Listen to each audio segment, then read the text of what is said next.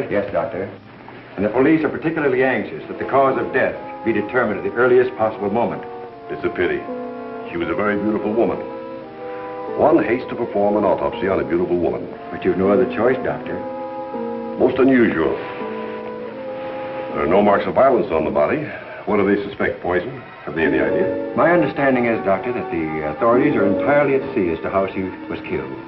They know why, but, and they also have the fellow who killed her. But... Yes, that doesn't matter. That's none of our business. Our business is to find out what killed her.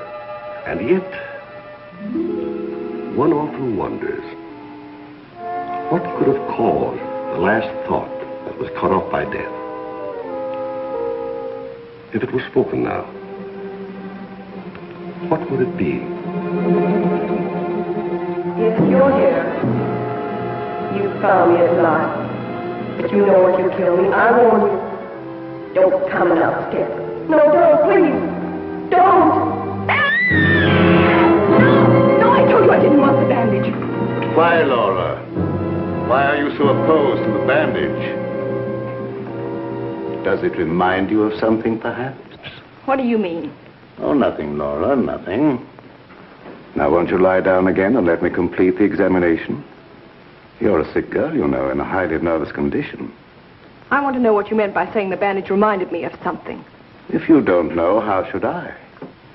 You don't fool me for a minute, Doctor. I know how you feel about me. Do you, Laura? Then I wish you'd tell me, for I don't know. I don't know how I feel about you at all. You're clever, Doctor.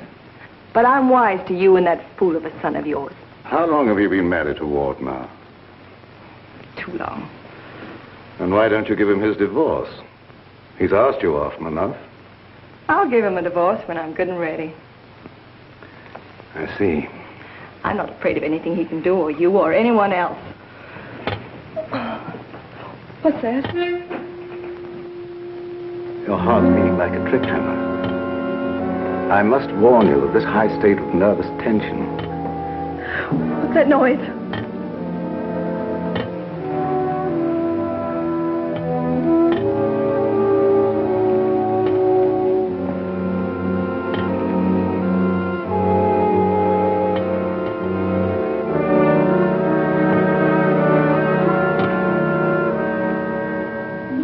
It's only a branch tapping against the window.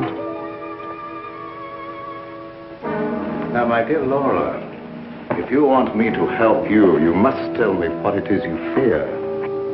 I told you I'm not afraid of anything. I know what's going on here. Someone's trying to scare me out, but it won't work, see? Here I am, and here I'll stay until I rot. I'm afraid there's more truth in that than you suspect. Laura, I must ask you not to cause Father any more trouble. I don't want you threatening him, you hear? You too. You're so cute. I'm sure you want to be alone. You're not going to make him pay for my mistake. What are you going to do about it? I'd like to. You'd like to choke me, wouldn't you, Ward? You haven't got the nerve. Here. This is the only thing you ever gave me. You can have it back. She's right. I gave her this when we were married. It's the only gift that ever passed between us. Ward, what do you propose to do about Laura? What can I do? She won't leave me. She won't give me a divorce. Well, things can't go on this way, you know. Dad, what is the matter with her? What do you think is wrong? I don't know. She wasn't this way until she began getting those letters from abroad, you remember? Yes, it had something to do with those letters. But you would have thought that when they stopped coming, that... What is it, Elizabeth? There's a patient, Doctor, a Mrs. Williams. Williams? That's the name she gave, and she's decked out like she's going to a horse show.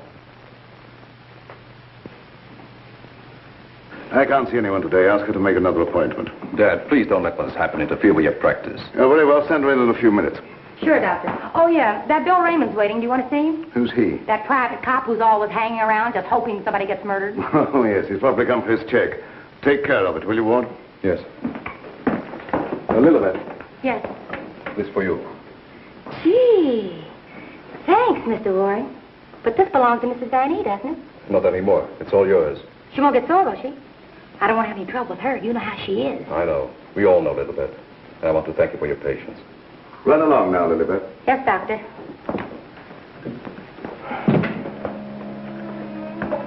You made a fatal mistake, my boy, in marrying Laura. Yes, I know. But you don't suppose I'm going to stand for it forever, do you? No, I don't. And I don't think it will be necessary. Do you have a plan? I think it'll be better if you leave everything to me. From the day a mysterious caller came to see Dr. Van E. Oh, yes, I remember now, Mrs. Williams. I spoke to you this morning on the telephone. I'm sorry, but I can't tell you any more now than I told you then. Oh, naturally, Doctor. I did not mean to imply that there were any abnormal goings-on here. I assure you that is not, Mrs. Williams, nor will there be. Nevertheless, Doctor, the way you were described to me and the way your place was described to me, I am certain that I am in the right place. May I ask from whom you obtained these descriptions? From a friend, Doctor. A mutual friend. Lily Beth, the woman I love. Can't we be friends? Stop tracking your big flat feet after me wherever I go. I've got things to do. Oh, gee, it's wonderful just to see you around, busying yourself, the little housewife. I never knew the cop who didn't love to stand around and watch other people work. Mrs. Williams, it's obvious from your conversation that you've come into possession of certain facts concerning my past. I know of only one person who could have given you that information, and it was my belief, yes, even my hope, that person was dead. But let me say that even if that person were alive, I should not submit to blackmail from you or from anyone else. You show great courage, Doctor, for one in your unusual position.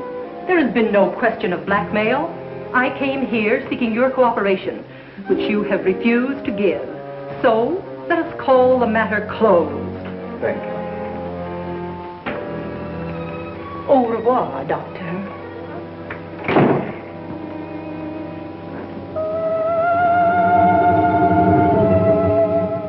Then came this sinister pair.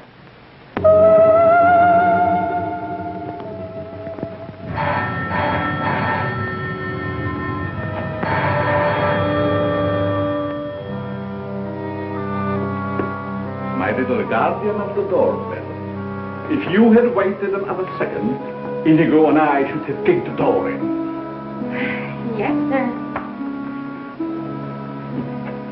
Sir,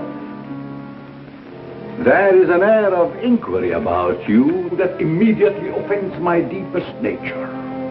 There is something suggesting Scotland Yard, the French Sûreté, the Italian Carabinieri, the Turkish Polizei, and other minions of the law. Short, sir, I think you're a cop. Yeah, how'd you know? I believe I'm in the home of Dr. Joseph Van E. Yes, sir. I mean, sirs. Oh, do not be polite to Inigo. He's only offended by it. Run along, Inigo. Make yourself at home. We got a nice tree in the yard, but it ain't got no coconuts.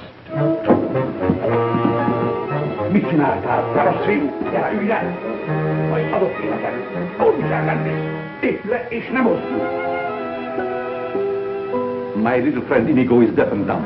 He cannot hear and he cannot speak, but he reads the lips, and I would advise you to say nothing to annoy him.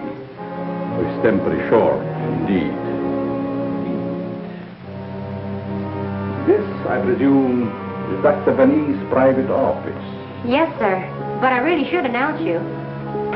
My dear girl, if I allowed myself to be announced, I doubt I would be received anywhere. I'm sorry, really I am, but the doctor won't see anybody without an appointment. Appointment? I have had an appointment with him these 20 years. He will see me. Doctor, someone's coming! My dear doctor, truthfully can it be said that your house is your castle, protected by your countless slaves? So it is you, Leonard. I was warned you might appear like one of your own illusions out of nowhere. My dear Joseph, you have not changed a bit. Have you met my friend, Mr. Raymond? Raymond? Oh, Raymond. No doubt a relative of the great magician of the same name. Mr. Raymond is our private patrol officer. He keeps an eye on the premises for us. And other comings and goings. A very good idea, my dear Joseph. To have a private bodyguard at your beck and call. Well, you fellas are old friends, I can see that. Oh, yes. Old friends. Well, then maybe you'd like to be alone to talk over old times. A very good suggestion. Thank you, Mr. Raymond. I won't be far away, Doc. Well, so long, Mr. Leonide. Don't pull any more little men out of your hat. Well, Leonide, what brings you to me after all this time? The long arm of coincidence, my dear Joseph. Simply the long arm of coincidence. Aren't you glad to see me again? No, I can't say that I am. You with your foreign background and I, what have we two in common? Always truthful, Cousin Joseph. As when we were young men. You might have said no and saved your career. But you prefer to tell the truth and ruin yourself. What do you want here, Leonide? A few days' hospitality, my dear Joseph. Nothing more. Is that too much for one cousin to ask of another? Remember, we agreed not to think of each other as cousins again, Leonide. Bygones, my dear Joseph. And I am willing to forget. And I suggest that you do the same. You've grown older, Leonide, but there may be something in what you say. I don't want to hold a grudge. But don't do anything that will make me regret my action. You have my promise. Now, if you will show me to my room. Oh, I should say, I have a traveling companion from whom I am inseparable. Who? Inigo, a dwarf, one of the little men. He became very much attached to me when he lost his master. You do not object? What good would that do? How true. Very well. You may have the room next to my daughter-in-law. I know you like that. Oh, yes. The lady, who I am told has an utmost horror of having her eyes blindfolded. A phobia of most interesting origin, I dare say. Something to think about. That night, my husband questioned Leonard about my past.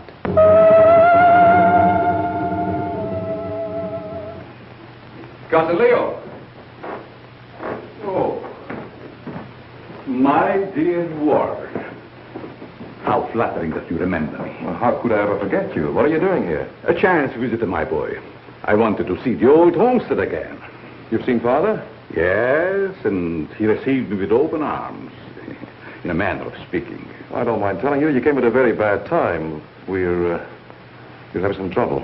My boy, trouble and I are like this. I presume you refer to the charming lady in the room next to mine, your wife, I believe. Yes, Laura. I haven't met her, but I'm looking forward to the pleasure. I'd like to talk to you for a moment. All right. Perhaps you can help us. By doing what, my boy? You've been everywhere. You were caught in Europe during the war. I'd like to show you something. You may be just the person I'm looking for. If I can be of any service. Did you ever hear of a dance team called Renee and Lorette? I don't think so, my boy. And then again... There must have been such a team. Look. Renee and Lorette. The dance of the green mask in the green room in Paris. Green room. Yes? Oh, the face of the man does seem slightly familiar. May I ask, where you got this photograph? The maid, Lilibet, found it in Laura's room and turned it over to me. Oh, then, my boy, I'm afraid I can't help you. I played the green room on several occasions, but never with these people. In fact, I don't seem to remember them at all. And I appeared in many clubs during the occupation. I'm sure the girl behind the green mask in this picture is Laura. How can you be sure? Who can ever be sure what's behind the mask? If the people in this photograph could suddenly come to life. I'd like to know who the man is. It can be anyone, my friend. Anyone. In this makeup, it might be even I. I wish you wouldn't joke about it. This is very serious. Of course. But let us say you found out who the man in the photograph is. What then? I have an idea that if the man in this picture were to show up, I'd find out I wasn't married to Laura at all. Think over what I've asked you. It'll be to your advantage. Certainly, my boy. I will give it every consideration. And perhaps something will occur. Who knows?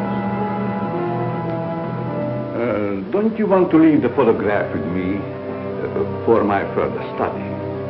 It might be the very incentive that my memory needs. No, thanks. I'll keep it. As you wish.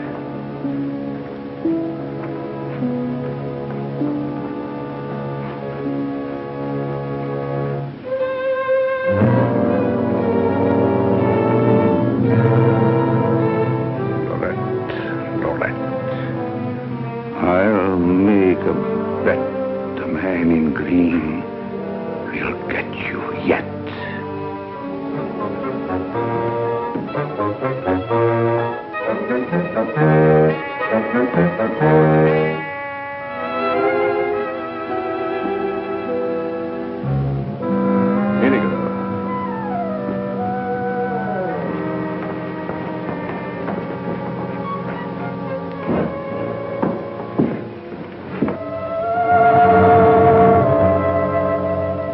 A gruesome surprise was in store for me the following morning.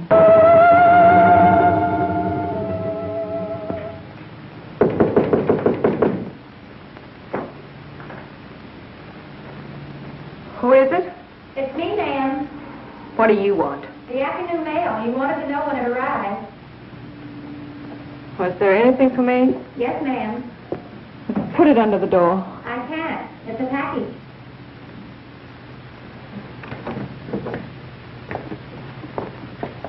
What's in it? I don't know. It's against postal regulations to open other people's mail. That's never stopped you before. I'd like to know what you mean by that remark, ma'am. Oh, shut up and get out. Don't you want me to help you open No, it? I don't. Get out. It's addressed to you in green ink with a warning. Look out for the man with the green mask.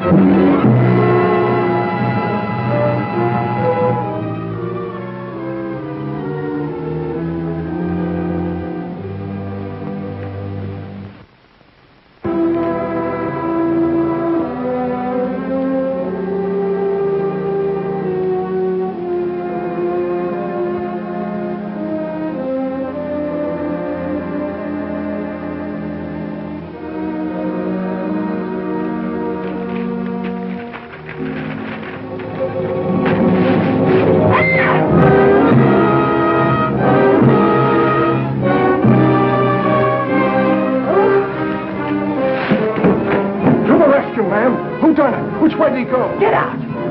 Get out! I just heard you yell. I was hoping it was a murder at least. Get out, I tell you, you have no business here. Well, but you don't understand. I'm supposed to be here. That's what I'm being paid for. Paid? Yeah. You see, I'm Bill Raymond, private cop in this neck of the woods. I was hoping we'd have a little murder or something happen around here so as I could solve it and get my old job back at Central Homicide. Nothing personal, of course. Who told you to say these things to me? Well, nobody said nothing to me. I was just waiting around outside to see Dr. Van E, and I heard you yell. So you're a friend of that crazy doctor and his son? Crazy? I wouldn't exactly say that, ma'am. The doc's a pretty good egg. You wouldn't want anyone to say you was crazy, even if you... You can go back and tell them I'm not afraid of being murdered by you or them or anyone else. No, I don't guess you are, ma'am. Still and all, if you was to get murdered and I was to find out who done it, it'd be kind of a break for me. Don't be kosher. I wouldn't say that to you, lady, even if I knew what it meant. Now will you get out? All right. I can take a hint. Nice little bedroom companion you've got there. Get out. I'll go, but don't think I'll come running next time you yell. I'll know it's a fake.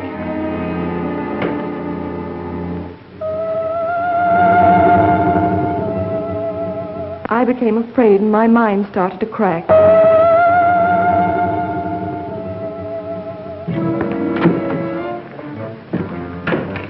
Lilybeth, my melancholy baby, where are you? Where'd you get that box? I don't know what you're talking about. You lying little snoop going through my things. What'd you do with the picture? Where is it? I didn't see it. That's the last time you put your hands on me. I'll give you one more chance, and then I told you I don't know where the picture is, and I don't know what you're talking about.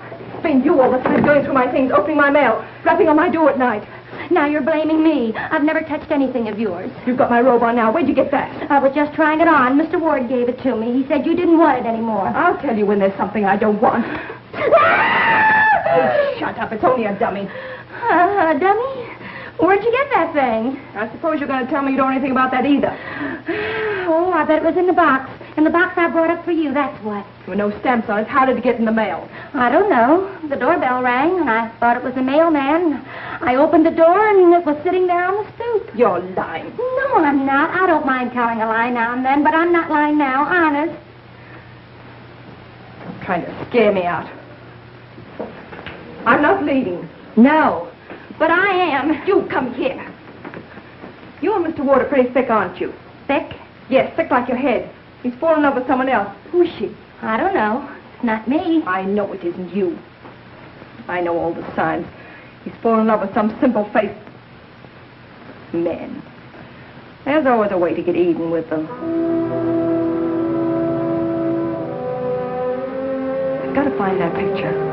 Otherwise, they won't know what he looks like. I've got to send it to the police. He won't dare touch me. Who do you mean, the man in the picture? Have you seen him?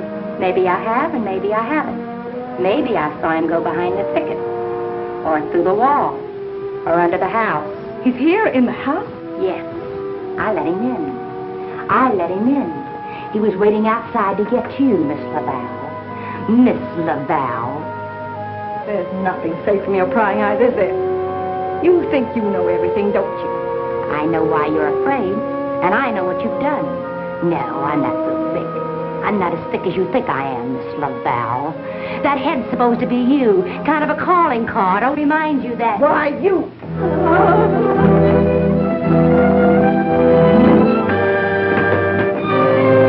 Excuse me, lady.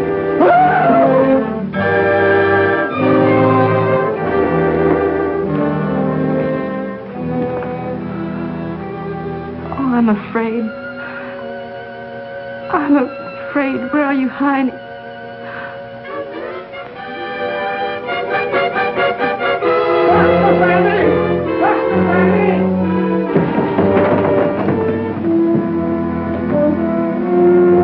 Dr. Vanny! Dr. Vanny! Doc! Fun is fun. But after all, there ain't nothing in my contract that says I gotta...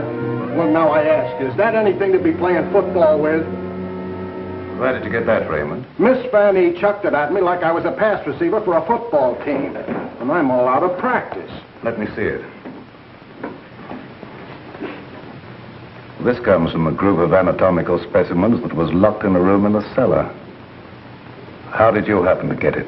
That's what I'm trying to tell you. There I was, outside her door, strictly minding my own business, understand? Listening at the keyhole. I don't think that belongs to the realm of your duties, Raymond. But, Doc, there were screams inside. You gotta admit it's within the longitude of my profession to make with an investigatory reaction there, too. What am I saying? I don't understand how his head got from its locked room in the cellar. Well, the way I heard it, it was sent to Mrs. Vanny. That was rather a gruesome practical joke. Why, your anatomical locker hasn't been opened for ages. I think you once told me you'd lost the only key to it. I know. There is no key to my knowledge. Why, that thing didn't walk out of the room by itself. Hardly. Doc, I'm worried. What about, Raymond? Well, now, take this head business. The whole thing don't seem hardly serious to me. I think that if it's all the same to you, I better be checking along to other duties. You're not afraid, are you, Raymond? Who, me? Scared? It's just that I don't think that there's going to be any murder here done after all. That's too bad. Well, it's not your fault, I guess. It's just not my lucky day, that's all. Thank you, Lilibet. Oh, Miss Lilibet, have you a little more coffee in the kitchen? What happened to the 3 gallons I already gave you today? Lilibet, what you need is a good, strong, steady man Who is always hanging around, tracking up my floors and things. What's that on your shoe? Looks like cobwebs from out of a cellar. What were you doing in the basement? It could have been the attic. Bill Raymond, you're holding out on me. What are you up to? Up to? Yes. Who asked you to go poking around in the cellar? It was in performance of my duty. What duty? What did you find? Absolutely nothing. That's what makes me so disgusted. Too bad about you. You know, Lilibet, I think somebody around here is just kidding. They don't mean business at all. Why don't you just wait around and see? Say, if you got any inside dope, I wish you'd tip me off. If I'm ever going to get back to Central and prove I'm a good detective, I gotta have some clues.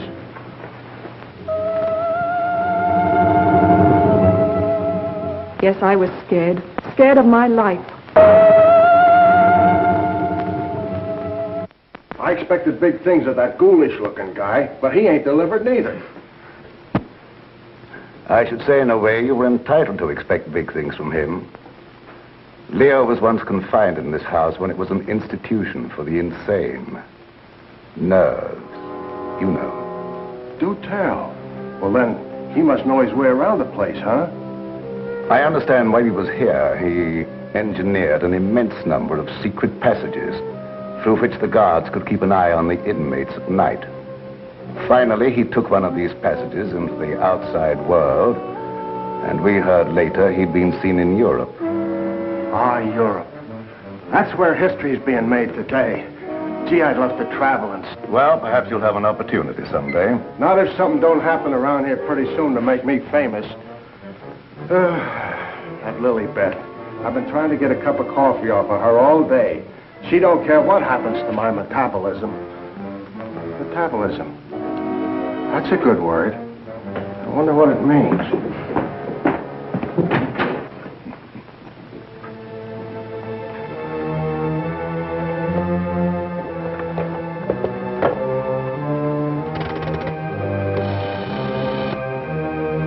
Operator, I want the police right away.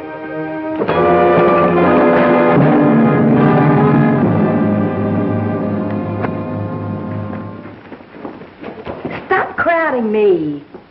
But, hon, don't you want me around to protect you? That indigo guy might... Yes, but who's going to protect me from you?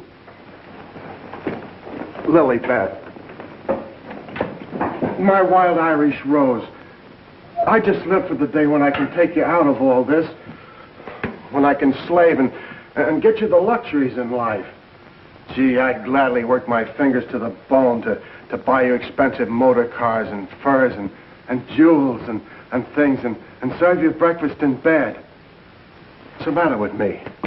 Am I crazy? Yes, and I'd hate to hang by my neck until you got me all those things. Yeah, you might get a little blue in the face. Still and all I gotta do is to find myself one slightly murdered body, and I'm in. Stop looking at me. Oh, Lilibet, sometimes I think I'm not getting anywheres with you. What do you think? I think you've got a good idea there. All right. You'll be sorry someday when you see my picture in the paper. Wait and see. Hey, Lilibet, why don't you answer the doorbell? Maybe that indigo guy wants in.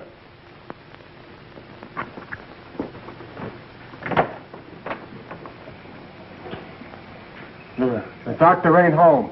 You'll have to call some other time. Don't be silly. Don't say I didn't tell you. Close the door on your way out. Hey, wait a minute. Well, if it isn't Bull Raymond. Shh, Terry. You trying to ruin me? Ruin him. Come here, Bull. Meet Miss Cornell. How do you do, I'm sure. Likewise. How do you happen to be out with him? Cute, darling, don't you think? Flat at both ends, head and feet. You've heard me speak of him. Bull Raymond. Bill Raymond, if you please. Mr. Terry Lee, you so-called reporter. How do you happen to be out with a dish like this? Jane Cornell. Good for dull days in a man's life. Mr. Raymond. Oh, yeah, I remember. Terry told me about the time you shot up the dressmaker's dummy. Huh? Yeah, he said you closed in on what you thought was a murderer, but it turned out to be the dressmaker's dummy, and you shot it full of holes so the real murderer got away. My pal. So this is where you've been hiding after they kicked you out for that fiasco, huh? Bull Bill, I mean?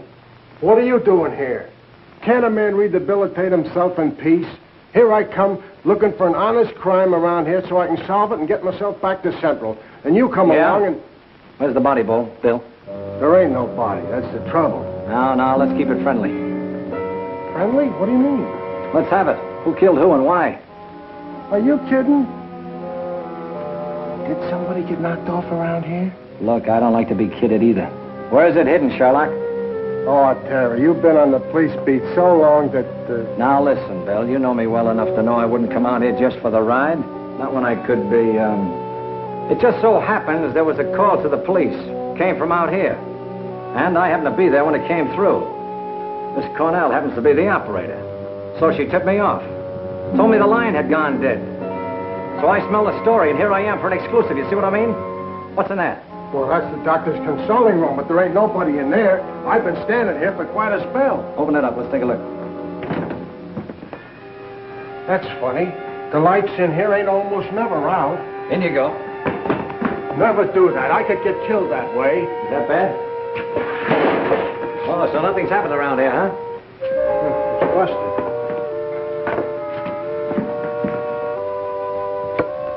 There, see? Like I said, there ain't nobody here.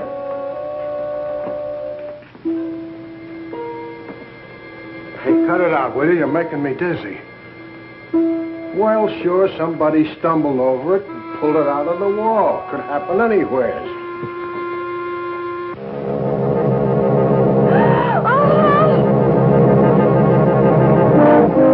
Wants to shake hands with you, Bill.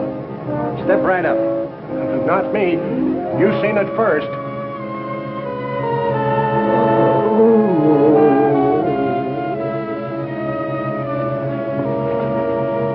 Doc! Raymond, did you try and kill me? Why, Doc, why should I do that? You ain't paid me for last month yet. How long you been here? Now, let me see. I was going to make a telephone call when... Somebody conked you, huh, Doctor? Then rip the telephone wire off? Yes, I imagine that is about what happened. Who are these people? Well, they're all right, Doc. This is Terry Lee and Miss Cornell from the Times. We don't want any reporters here. Nothing's happened. Look, Doctor, nobody ever wants reporters, but then something happens, and there they are. But nothing has happened. I fell and hurt my head. Oh, I see. Then you got up again, put yourself on the table, and got all nice and pretty in that shroud there. You won't get any story here. And now, if you'll excuse me, I have some work to do. Doctor, do you mind if we stick around for a while? Seeing that nothing's happened, well, why not? Very well, you may stay for a while, but I warn you, if you make yourselves objectionable in any way, I'll have Raymond throw you out. Well, come on. You heard what the doctor said. He's busy. Get out of the office.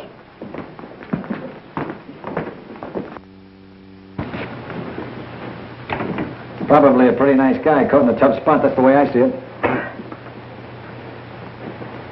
You wouldn't want me to tell him you got kicked out of homicide, would you, Bill, old boy? Oh, Terry, you're my pal. You know that, don't you? Would I kick you out? You would if you could, Bill. Now, why can't we have a little talk, quiet like?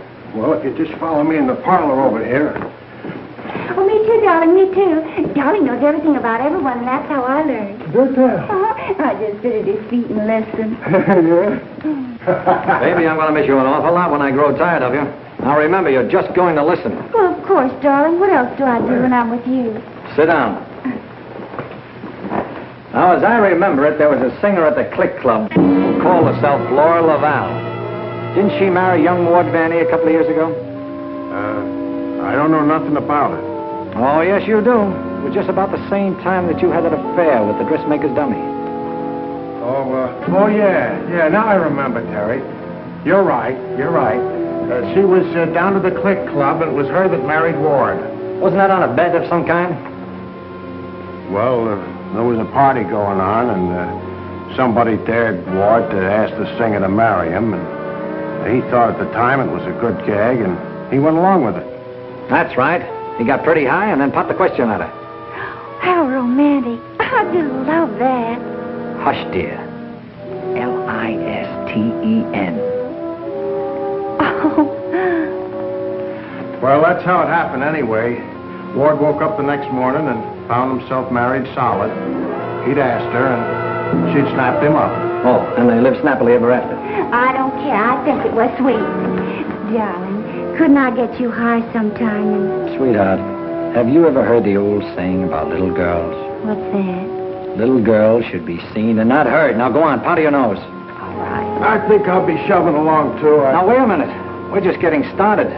We were talking about a singer who called herself Laura Laval. Pushed her way into this house for good reasons of her own. Gentlemen, I beg your pardon. I must tell you frankly, I have been eavesdropping. Professor Leonard, this is a reunion. My boy, you must forgive me. You seem to remember me, but I do not recollect you. When was it? What was it? Oh, Professor, it was a long time ago, and I was a kid up in the balcony in Albany. Yes? When you brought down the house with great feats of legerdemain. Oh. You remember, Professor? That was the night that the box office receipts disappeared, just like magic. Part of the act, my boy. Just a part of the act. It's a pleasure to meet one of my youthful admirers. Terry Lee of the Central City Times. Oh, the press? Well, it's nice to have known you. Wait a minute, Professor. What's your hurry? Are you afraid I might bring up the subject of those certain unfortunate recent connections of yours? Shut in the dark, my boy, I'm sure. And I will ignore it. Of course. And this young lady, no doubt a companion of yours. Jane Cornell, my fiancée. Delighted. Likewise, I'm sure. Delightful. And I would suggest to take very good care of her. Miss Lee? Oh, I haven't had a chance to talk to him yet, Mrs. Van E. Never mind, I'll tell him myself. Darling, I met her upstairs and I told her all about you and that you know everything about everyone. Thank you very much, dear. Welcome to your living room, Mrs. Van E. Thank you, but it isn't my living room. I understand you're not unaware of my position in this house. Well, maybe you can tell us about it. I'm being kept a prisoner here against my will. I'm alone and friendless. I'm sorry. Why haven't you called the police? They've done nothing but to call for the police. They have kept me penniless so that I can't leave. I understand. They're trying to destroy my mind, Mr. Lee. By innuendo and indirection, they're trying to make me believe I've done something dreadful in the past. That I'm to be the victim of some horrible vengeance. You know best about that. I'm innocent, Mr. Lee. I've done nothing. Now, this doctor's brought some stranger here with these tricks and illusions to further make me believe... You mean the professor and his little, Yes. You must help me, Mr. Lee. Laura, it's so good to see you downstairs again after all these days being locked in your room. You know perfectly well why I've remained locked in my room. Ward, this is Mr. Lee of the Times, the gentleman I told you about upstairs. Oh, yes. Look here, Mr. Lee. We don't want any more of that front-page splash stuff, such as I got when I married Laura. Your wife's been telling us that she's being kept here under constant threat. She's out of her mind. See what I mean, Mr. Lee? They don't overlook a single chance to put it in my head that I'm crazy. Perhaps I can explain, Mr. Lee. We don't believe there's anything wrong with Laura now. But we are sure something will happen to her mind if she continues to live under this strain. Just as I told you, they're behind it. Can't I make that clear to you? They spend all their time trying to terrify me. They write me letters in green ink. They send me dummy heads wrapped in green paper. Anything to frighten me so I can't sleep. I can't think. The only thought in my head is that I'm going to be killed. These are very serious charges, gentlemen. And I might say it'd make a perfect front-page splash. Lee, if you dare print a word about those ravings of my wife... Don't do anything to make me think they aren't ravings, Mr. Van E.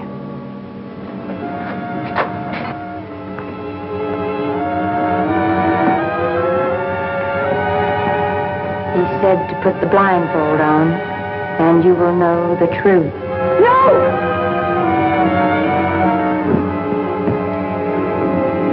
What's wrong with her, Doc? Quiet, Raymond. You don't mean that she's... Dead, Raymond.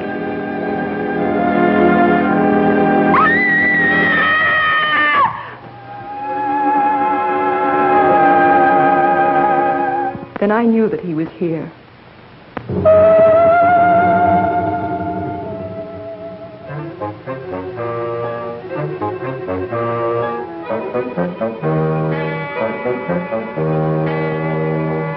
She's coming out of it, but she's in an advanced state of shock.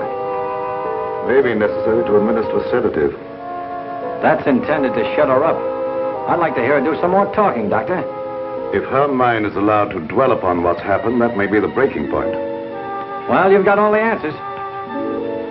Look here, Lee, I don't like your tone. If you have any insinuations to make them to me. Okay, I will.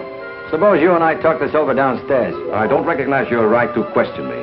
However, if it'll make you leave Father alone.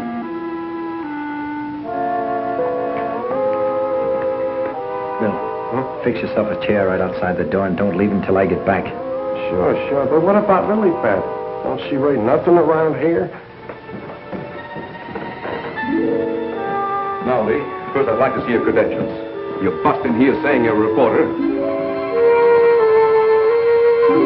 That's the old turn the tables gag, Vanny, but if it'll make you any happier, take a look.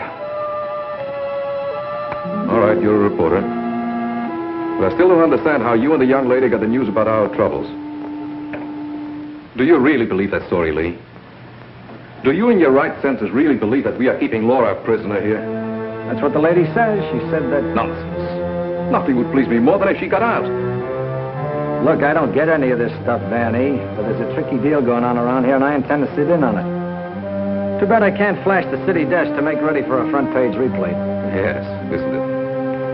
Either your wife is the victim of a well-plotted program of persecution calculated to drive her insane, or she's the witch you say she is. You're the fellow with the nose for news.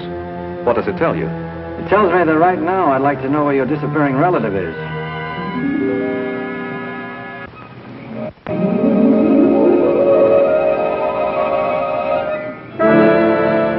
Get back, you fool. What's out there? I have a right to know.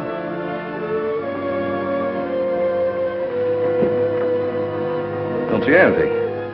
What was it? It isn't possible. It isn't possible, of course. What do you see out there, Lee? I've had enough of this. Come on. Are you nervous, Miss Cornell? Oh, no. I think it's very exciting. Well, Professor, I thought I just saw you outside banging at the moon. You disturbed her sleep. Poor child. Where have you been? How about you start acting normally for a change? You're bringing suspicion upon all of us. I, my boy?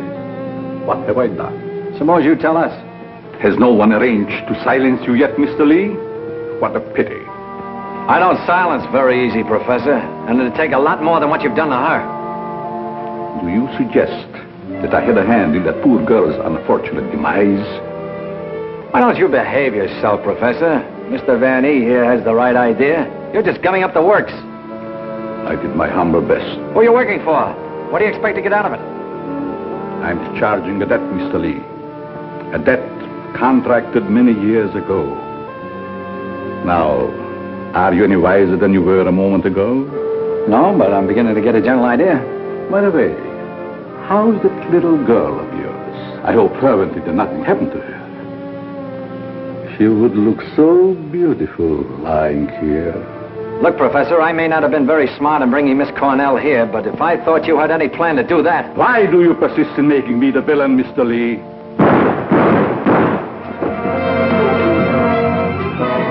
Now we will let you be the witness, Mr. Lee.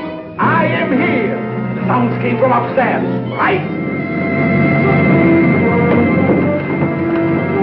Always reliable. Now what are you rehearsing? In there, Terry! In there! It's murder!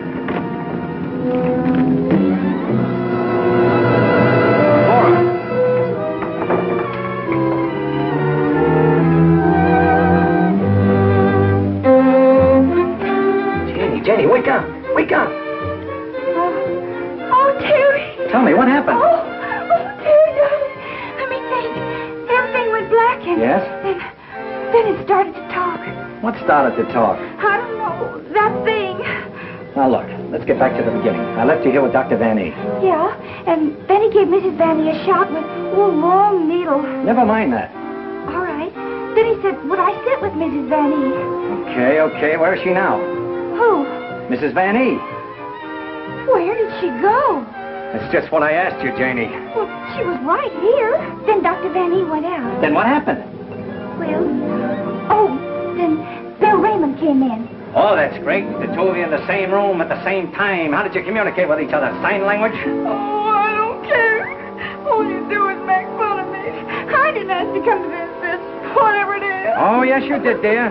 Don't you remember? You said you wanted to see what the life of a reporter was like. Don't forget, Mr. Lee, one must not expect too much of certain types of mentality. Shut up, Bill Raymond. I remember you when you couldn't even make your X. Oh, I want to go home. We can't go home, darling. We've got to get a story. Why?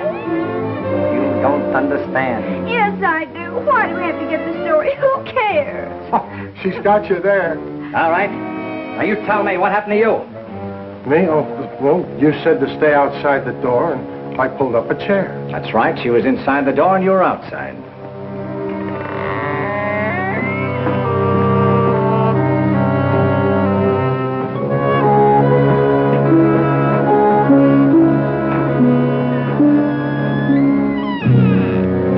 Then come that odor of heavenly perfume. That was an lily pad.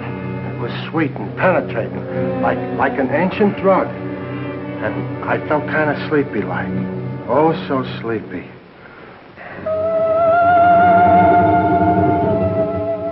At last, he had me under his power.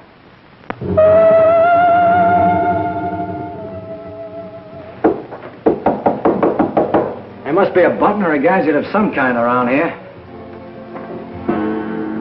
2 o'clock, almost deadline for the 9 o'clock final. Oh, Terry, what makes you think there's anything behind them walls? I've got a sneaking suspicion that the professor uses them for a disappearing act. I wish Lilybeth was here. Make me a cup of coffee. Well, she's right over in the doctor's office. Why don't you ask her? Poor Lilybeth. I kind of hinted that all I needed was a murdered body, but I didn't think she'd take it personal. Will you stay with those walls? I've been around them 3 times, Terry. The thing I can't understand, if the professor was down here when the trouble was going on upstairs, he just had to be 2 different guys in order to have a hand in it. Oh, Terry, let's figure it out in the morning, huh? What's that?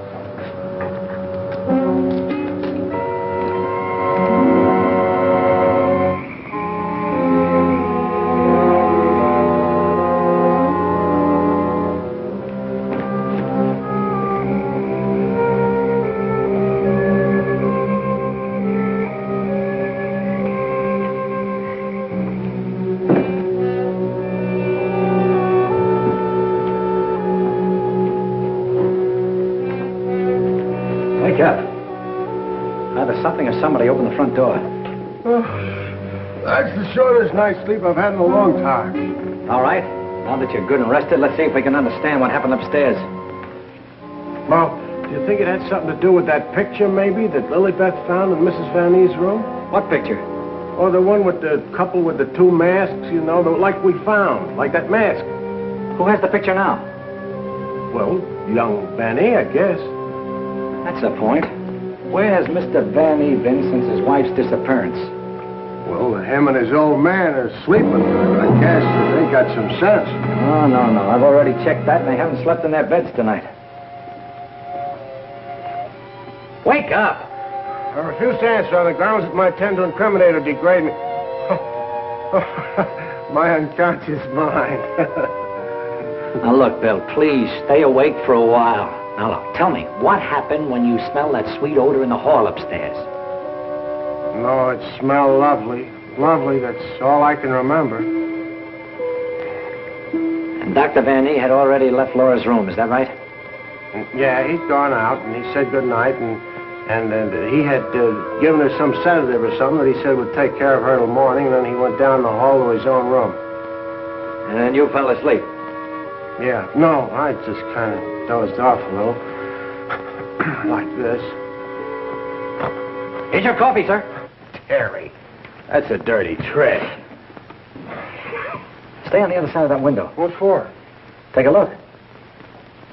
I'm looking. What do you see? Lily Beth! Gee, this ain't natural. Who are you talking to? The woman I love. Poor little angel. Try and speak to me.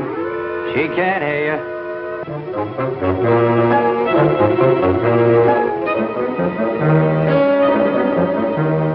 What was you doing outside? You're supposed to be dead. Now you stay right here, honey. I gotta catch that guy in the shrubbery. Gee, what are you doing to me, Lilybeth? I got work to do. Lilybeth, be reasonable, will you? If you don't cooperate, I'll never get back to Central. Never mind, Raymond. Take care of Lilybeth. Lilybeth! Yeah, that's who it was. I opened the door and she fell right in my arms. Like she had something special to tell me. You notice that fragrance about her? And to think this wilted flower was once even as you and I. Take her back into Dr. Van E's office. What's she doing wandering around? She's supposed to be a corpse. What happened to that guy outside? Never mind. You found her. I never knew she was lost. I missed her. I missed her from my office. Will you please take her back? What are you going to do? Yes, Doctor, and what have you been doing? We've turned this house upside down trying to find you. Hardly that, young man. If you'd done that, you would have found me. Now, Raymond, we can't allow this girl to remain in this condition any longer. But what can you do? She looks like a perfect stiff to me. Bring him into my office. Oh, Doctor, this may not be any news to you, but your daughter-in-law has disappeared. Oh, how dreadful. But let us say somewhat overdue, eh, Mr. Lee? You don't seem very surprised to hear about it. Young man, when you've been devoutly praying for something to happen, you accept your good fortune without question.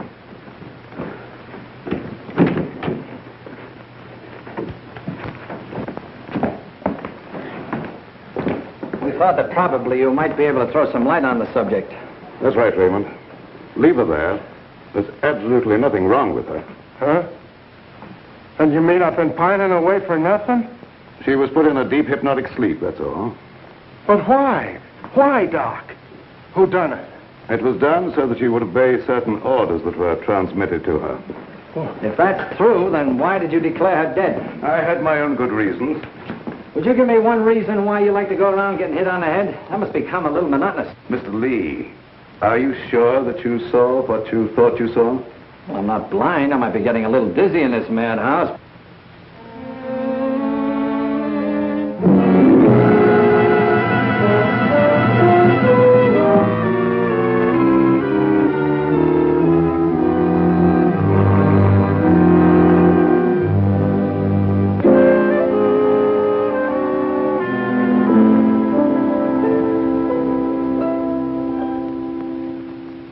You know, Doctor, morning isn't very far off. And when the police get here, you've got an awful lot of explaining to do. You're in this up to your neck. By morning, let us hope no explanations will be necessary. Everything will have explained itself. Poor little sleeping beauty. Do you suppose someone thought she looked weak-minded and picked her out to carry out his commands? That's not always the case, Raymond. If Leah and I were here, we could settle this case very quickly. Gentlemen, it is my peculiar misfortune to always be in a position where I may eavesdrop. How can I be of service, Cousin Joseph? Oh, Professor. Ask me no questions, my friend, and I will tell you no lies. Leonard, you could undo certain mischief that has been done this girl. I know you can help if you will. I could, my dear Joseph. But I will not bring down the wrath of the unknown madman who is loose about these premises. It is a matter of self-preservation. I had nothing to do with hypnotizing this girl. I have an idea that you may have already carried out the unknown's orders and that he no longer needs her. Nevertheless, my dear Joseph, you must excuse me. Just a minute, Professor. I wonder what would happen, Professor, if in connection with your sudden reappearance here, somebody dug up the old story of why you swindled Dr. Van E and then ran off and let him take the rap. I will not be blackmailed, Mr. Lee. And I observe again that you're a young man who knows too much for his own good. And I would also like to know where you obtained all this information. You're extremely young to have your fingertips on events of 20 years ago. I have a memory like an elephant. I never forget something once I hear it. I'm a sharpie, Professor. As every one of you will admit before morning. Now, Doctor, I'd like to bore you with a few questions. I wouldn't mind, young man, if you had the slightest idea of what you were looking for. Maybe if we start back to the time around midnight, when you administered what you call a sedative to your daughter-in-law. Are you inferring that I had anything to do with Laura's disappearance? Why do you keep evading the issue, Doctor? You know you'll have to confess when the police get here anyway. I would remind you, young man, that you're making a direct accusation, and I refuse to answer. Look, I want the facts and I want them now. Let's cut out the mulberry bush routine. Listen, Bill, you're supposed to be a cop and you want to get back to homicide. Help me make the doctor loosen up. He knows a lot more than he's telling. Well, sure, I'll help Terry, but first let's get Lilybeth out of this. Maybe she can tell us something. Yes, Mr. Lee, it seems to me that you're not too anxious to have Lilybeth restored to consciousness.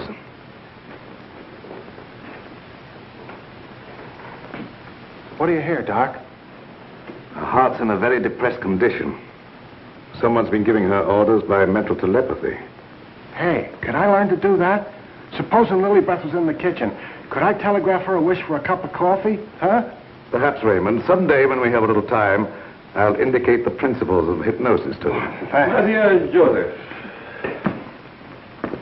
the principle of hypnosis isn't as simple as you would make them believe. It requires a long and patient study. But I will risk the rest of the unknown.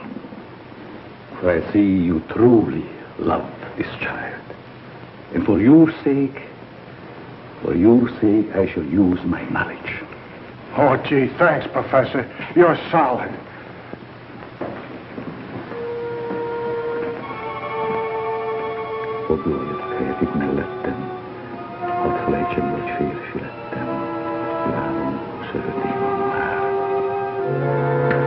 Wake up. Wake up. Lilybeth, darling.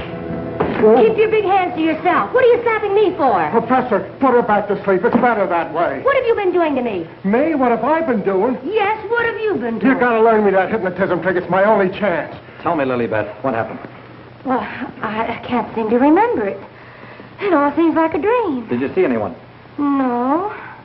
But I do remember a perfume, a sweet odor. Yes, go on. Terry, darling. Oh, Terry, darling. Yes, Jane. What is it? Is it Halloween? No, it isn't. Then why was that green face bobbing up at the window? What?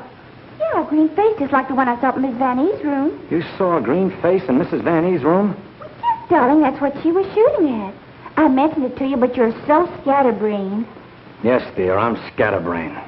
Does your mind feel rested now and everything after your nap? Mm-hmm. That's a good girl.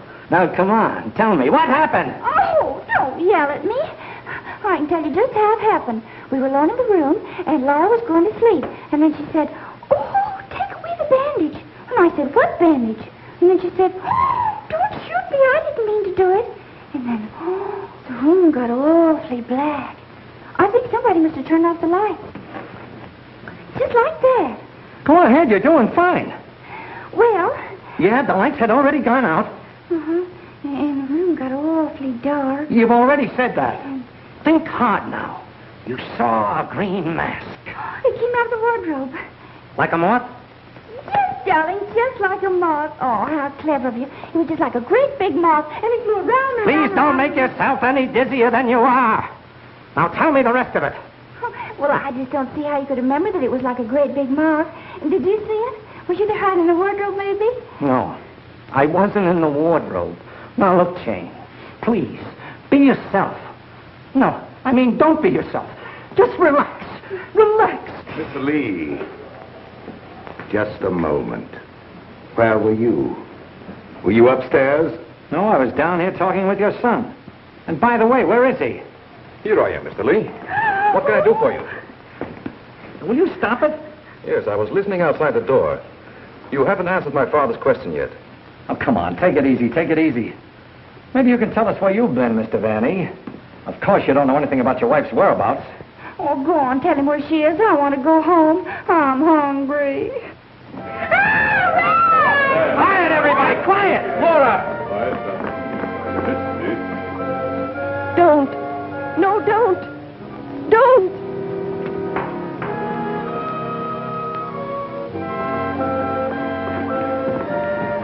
Laura! She's under a hypnotic spell. Ladies and gentlemen, it has been an exciting night, and you all are deserving of some explanation and relaxation for the strange goings-on. The guy who's doing the talking is behind the wall somewhere. Now you're getting smart, Sherlock.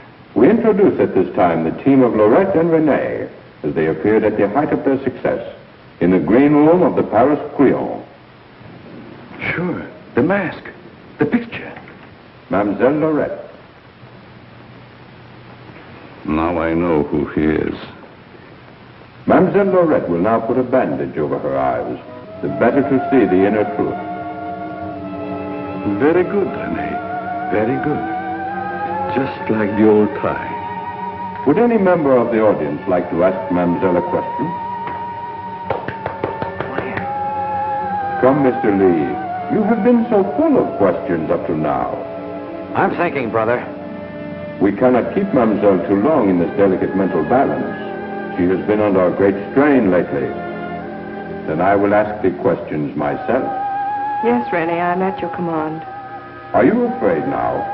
No, I'm quite safe. Will you tell the truth? Yes.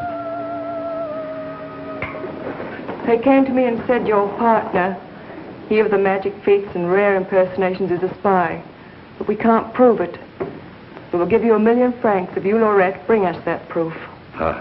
Now we shall know. You gave them the proof they wanted? Yes. They took him away to be killed? Yes. What was he to you, this man you betrayed? This man you sold to the enemy for money? He was my husband.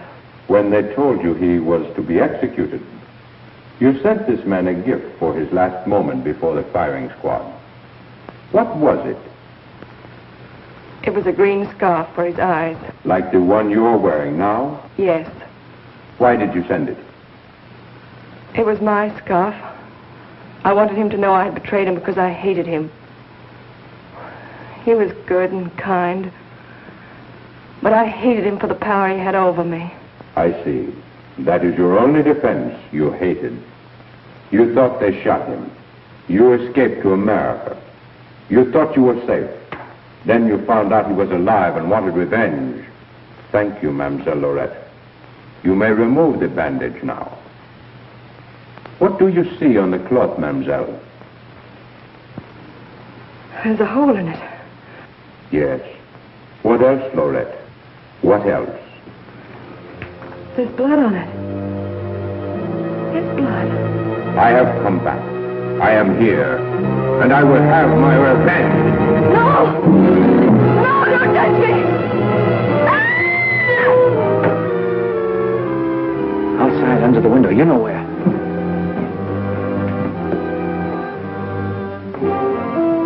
Yes, he had his revenge. She's been living in mortal terror that he'd find her.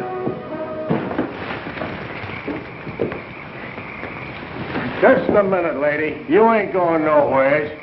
Well, if it ain't Mrs. Williams, come along with me. Come on. You want me to flog you? Get inside. Hey, Terry, come here. Get a load of this. There's your man. At last I caught me a murderer. You're wrong. I never laid a hand on her. Nay, my boy, you kept your promise to me. You said you wouldn't touch her. But she's dead, ain't she? And you ain't going nowhere till we find out what killed her. And you, Professor, you know too much for your own good. I'm holding you, too. Now you're getting smart, Bill.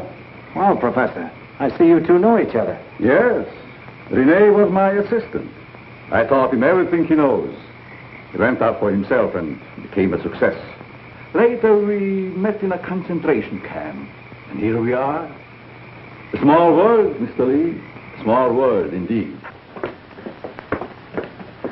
Terry, isn't this the place where you get the marriage licenses? No, dear, this is the morgue. The morgue. Oh, darling, you say the cutest thing. The morgue. Oh! Never mind, dear. You just stay right here and nobody will get you. Oh, but... Well, Doctor, got anything to add to my story of the year? Who's this Renee? Renee was her husband. She turned him over for a sum. Figured the Nazis would take care of him, but he had ideas of his own. Look, Doc, was it murder? Do I finally get a break? Was she murdered? We're sending the report to the police. What was it say? Oh, come on, Doctor. Don't hold out on us. I didn't understand it at first, but I do now. There were no marks of violence on the body, and we found no internal disturbances. What does this all add up to, Doctor? Yes, let's have it. She was literally scared to death.